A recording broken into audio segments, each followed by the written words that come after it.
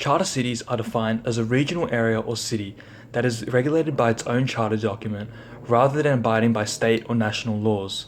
This gives the governing body, which mainly comprises of residents or a third party, additional flexibility when changing or altering their own charter. However, while this may make lives easier, it also has the possibility to lead to potential corruption, as local politicians can have problem when writing the self-governing rules. With the main aim of improving economic growth in mind, charter cities can still foster weak institutions and bad governing rules, which continue to act as significant obstacles to economic growth. Charter cities have the potential to especially improve cities that currently have an inadequate set of rules. The most successful example of a charter city is Hong Kong, where during the 99-year treaty between Britain and China experienced stable levels of economic growth, juxtaposed to the tumultuous levels of growth experienced in mainland China under communist rule.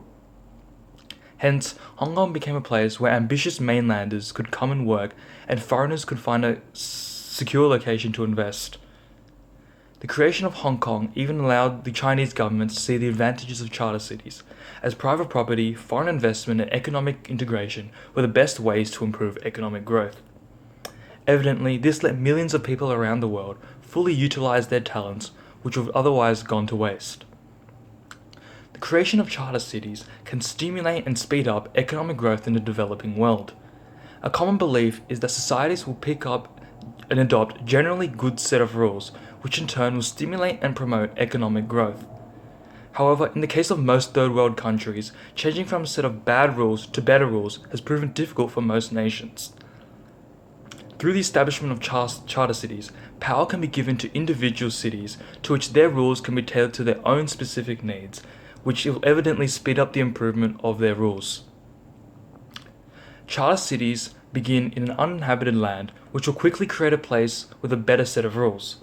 Paul Romer's theory suggests that developed nations like the US and UK generally have good or a better set of rules, while poorer nations in Africa and Asia will have bad ones. By establishing a charter city with the rules of developed nations, citizens in nations with a poorer set of rules would opt in and migrate to the newly formed charter city.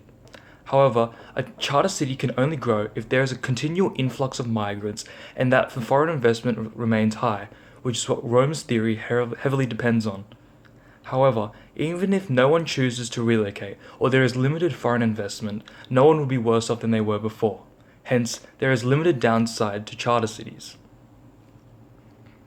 Therefore, it would be in your best interest to utilize charter cities as they both promote economic growth and integration.